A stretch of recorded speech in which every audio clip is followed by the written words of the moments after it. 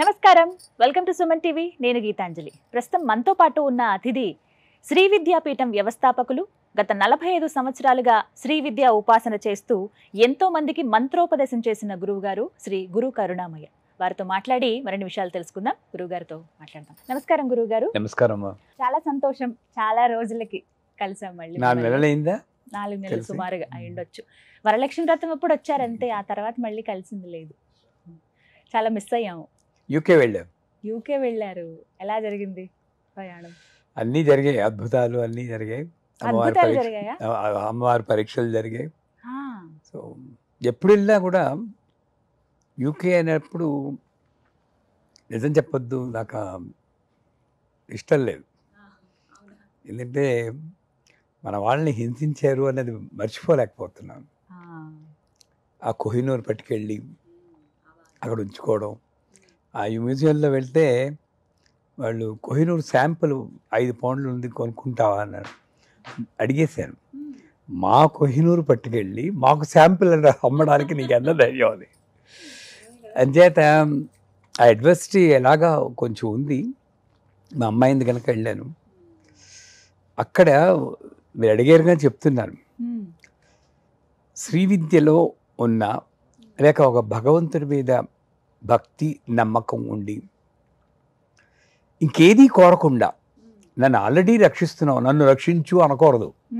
రక్షిస్తేనే ఇలా మాట్లాడుతున్నావు, ఇంకా ఎక్స్ట్రాగా రక్షించేదే ఉంది అనకుండా, ఒక పూజ చేయకపోతే ఉండలేను అన్న స్థితిలో అంత ప్రేమతో చేస్తే ఎటువంటి ఆపద వచ్చినా సరే, ఒకటి నాకే ఎందుకు వచ్చింది ఈ ఆపద అని అనుకో. అందరూ అనుకుంటారు నేను లలితా సహస్రం 5 సార్లు చదువుతున్నాను, నాకే ఎందుకు ఈ కష్టాలు. అది పర్లేదు, పక్క ఆవిడకి ఏం లేదు, ఆవిడ ఏం చేసి అది సాటిస్ఫాక్షన్ మెంటాలిటీ. ఆవిడ బాగానే ఉన్నారు, నాకే ఎందుకు వచ్చింది అనుకుంటారు. ఎప్పుడు అనుకోకూడదు. కర్మలన్నీ పరిపక్కోవడం అనేది వచ్చింది. మరి 46 ఏళ్ళ బట్టి చేస్తున్నారు. ఏమైందంటే అక్కడికి వెళ్ళాక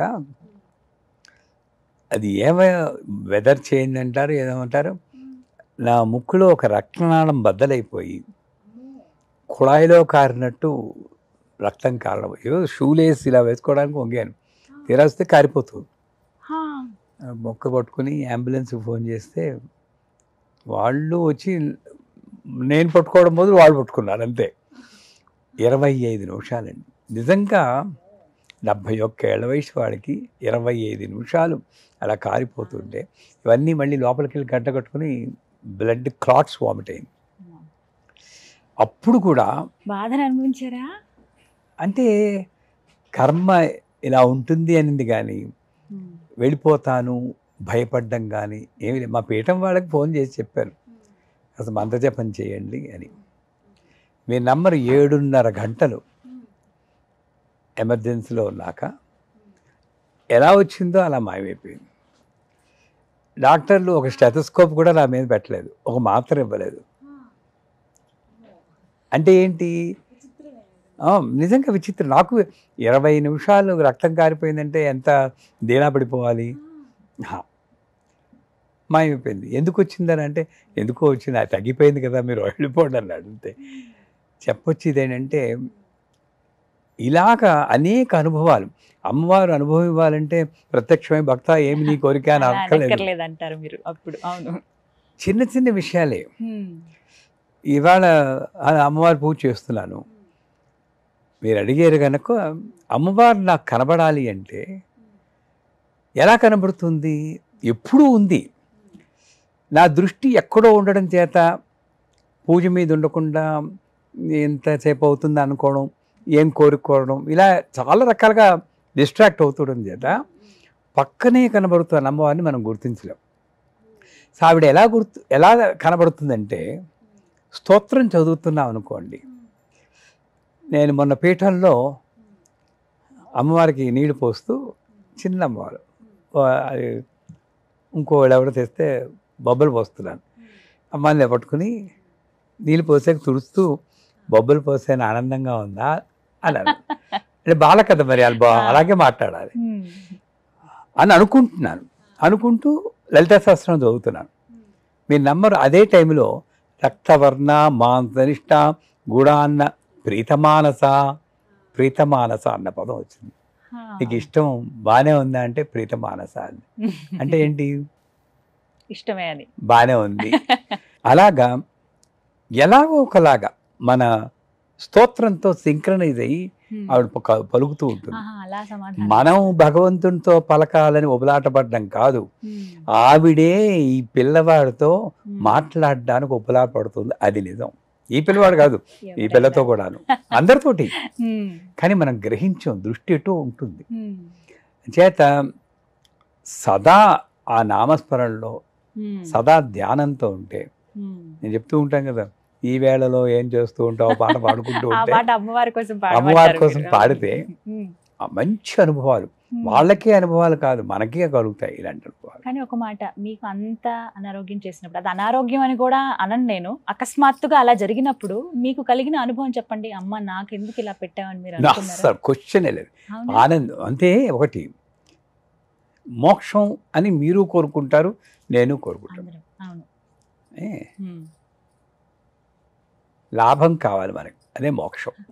కంపెనీలో లాభం కావాలి, కానీ వెనకాతల అప్పులు ఉన్నాయే, అప్పులు తీరితే కానీ లాభం కనబడదే. వచ్చిందంతా అప్పులు తీర్చడం కోసం పోతుంది. నాకు ఇప్పుడే లాభం ఇయ్యి అన్నావంటే మొత్తం అప్పులన్నీ తీర్చేయడానికి చూస్తుంది. ఈ కర్మలే ఉంటాయి. అంచేత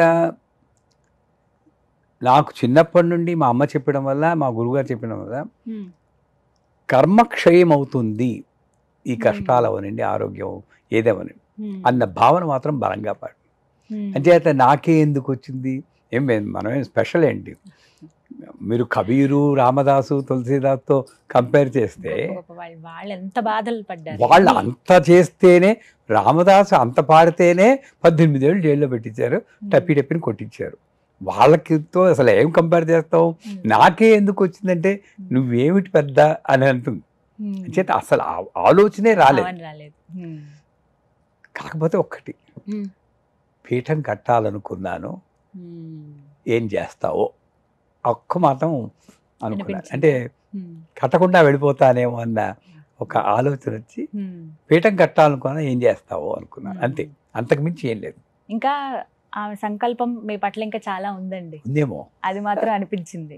అంటే ఎలాంటి పరిస్థితి నుంచి అయినా బయటపడగలిగామంటే అది అమ్మవారి దయే ఖచ్చితంగా. అమ్మ ఉన్నట్టు నమ్మినార్ కెడువదిల్లై అని అరవంలో ఉంది. నమ్ముకున్న వాళ్ళని ఆవిడ చేయవదలదు. ఎలా నమ్ముకోవాలి? నీట ముంచినా పాల ముంచినా నీదే భారం.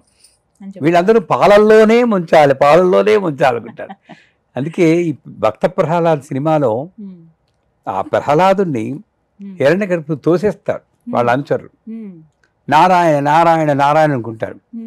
మీరు ఆ సినిమా చూస్తే ఇలా పడిపోతూ ఉంటారు. అప్పుడు కూడా ఆగా నారాయణ అని మాందు, ఇంకా ఆల్మోస్ట్ భూమికి తగులుతాడంటే అప్పుడు అంత నమ్మకం. అలా ఉండాలి. అలా నమ్ముకుంటే ఎలాంటి పరిస్థితి నుంచి అయినా గట్టెక్కగలుగుతాం. మీలాంటి వాళ్ళకి కూడా ఇలా వచ్చాయంటే మేమేం అతిథులం కాదనిపిస్తుంది. ఇందాక చెప్పారు కదా, మీలాంటి వాళ్ళు మాలాంటి వాళ్ళు. శంకరాచార్యుల వారి మీద అగ్ని ప్రయోగం జరిగింది. అటువంటి వాడు అగ్ని ప్రయోగం ఆయనే తప్పించుకోలేకపోయారు. అంటే ఎలాంటి, ఇప్పుడు మీరు అన్నారు నీట ముంచినా పాల ముంచినా నీదే దయ, ఎలాంటి పరిస్థితుల్లోనైనా అమ్మ చెయ్యి వదలకుండా ఉంటే ఆమె ఇంకా గట్టిగా మనల్ని పట్టుకుంటుంది. నువ్వు ఏది ఇచ్చినా నాకు అనుగ్రహమే, నీకు ఆగ్రహం లేదు. వీళ్ళు అంటూ ఉంటారు అమ్మవారి కోపం వస్తుంది, సరిగ్గా చదవకపోతే ఆవిడ కోపం వచ్చి చెప్పించేస్తుంది, కష్టాలు వస్తాయని. అది మా డిక్షనరీలో లేదు, మా గురువు గారి డిక్షనరీలో. నువ్వు ఏది ఇచ్చినా అనుగ్రహం. ఇప్పుడు గుడికి వెళ్తుంటే కాలు విరిగింది అనుకోండి, అమ్మయ్యా నడుము విరగలేదు, నయం కాలుతో పోయింది అనుకోవాలి. నిజంగా అనుకోవాలి. కానీ గుడికి వెళ్తున్నా కాలు విరగడం ఏంటి? ఆ గుడికి వెళ్ళినప్పుడే అయ్యింది, ఆ గుడి అని ఆయన విలన్ చేస్తారు. నిజం, ఇలా చాలా మంది వింటూ ఉంటాం. వెంటనే వచ్చేస్తుంది అన్నమాట, ఆ గుడికి వెళ్ళినప్పుడు అయింది, ఇంకా ఇంకోసారి కష్టమే వెళ్ళటం, ఇప్పుడప్పుడే అనుకోవట్లేదు అన్న కూడా వింటాం. మనది మన పైన వేసుకోవాలి భారమే. కానీ మీరు వచ్చినప్పుడల్లా నాకు ఏదో ఒక అనుభవం అండి, అమ్మవారు ఇలా చెప్పిస్తుందేమో అనిపిస్తుంది. అంటే కష్టం ఏదన్నా వస్తే అది నాకే కాదు అందరికీ కష్టాలు ఉన్నాయి, కానీ భరించగలగాలి. భరించేటప్పుడు నేను సంతోషం. పురాణాలు చదువుతాం కదండి, రాముల వారిని, కృష్ణుడిని, వాళ్ళందరినీ, ఈ చోకామేళ వీళ్ళందరిది ఒకసారి మననం చేసుకుంటాను. ఎప్పుడైనా పొరపాటుని అది రావడానికి అటువంటి ఆలోచన రావాలంటే ఆయనకే చూడండి, రాముల వారి కథ తీసుకోండి, విష్ణుమూర్తి అవతారం, పెళ్ళి అయింది, 16 రోజులు పండవకుండా అడవులకు వెళ్ళాల్సి వస్తుంది. పోనీ అక్కడైనా పోనీ వెకేషన్కి వెళ్ళినట్టు ఉన్నారా అంటే రావణాసుడు ఎత్తిపోతాడు. దానికోసం నానా ఇది పడి ఆవిడని పోరాడి, కోర్స్ మనం కలోక్యులుగా చెప్పుకుంటున్నాం కానీ విష్ణుమూర్తి మీద గౌరవం లేక కాదు, అని మహానుభావుడు. మన కోసం నాటకాలు ఆడారు వాళ్ళు, మన కోసం ఆ కథ జరిగింది తెలుసుకోవడానికి. అంటే ఏమిటి, మానవ రూపంలో నువ్వు ఉన్నప్పుడు ఎటువంటి వాడైనా కర్మను అనుభవించాల్సి. సో ఆమె వెనక్కి తీసుకొచ్చారు. ఎవరో ఏదో అన్నారని చెప్పేసి ప్రెగ్నెంట్ అయిన ఏమిని పంపించేసారు. ఆ పిల్లలు పుట్టడం చూడలేదు, పిల్లలు పెరగడం చూడలేదు, ఏమీ చూడలేదు. పోని చివరిలో వాళ్ళు నాన్నగారిని గుర్తుపెట్టి కలుస్తారు. అప్పుడు భూదేవి ఎత్తుకు పడిపోయింది. మరి ఇక్కడ ఈ స్టోరీలో ఎక్కడైనా ఆయనకే ఇలాంటివి నేను కనిపెడుతున్నప్పుడు నేనెందుకు అనుకోవాలి, నాకే ఎందుకు వచ్చేయని. నిజమే. ఇది ఒకటి, ఈ సూత్రం ప్రతి ఒక్కళ్ళు తెలుసుకోవాలి జీవితంలో, వాళ్ళకి వాళ్ళు అన్వయించుకోవాలి ఎవరైనా సరే. ఏది జరిగినా కర్మక్షేమం అవుతుంది అంతే. అంటే కర్మ నుంచి ఎవరు తప్పించుకోలేరు, అది మాత్రం ద్వారా ఇంకొకసారి రుజువైంది అది. అది ఎవరైనా కానీ మీ అనుభవం అనేది నిజంగా చాలా మందికి ఒక కనువిప్పు లాంటిది. అమ్మని ఎప్పుడు చెయ్యి విడవద్దు అనేది మరొకసారి మీ మాటల ద్వారా తెలుసు.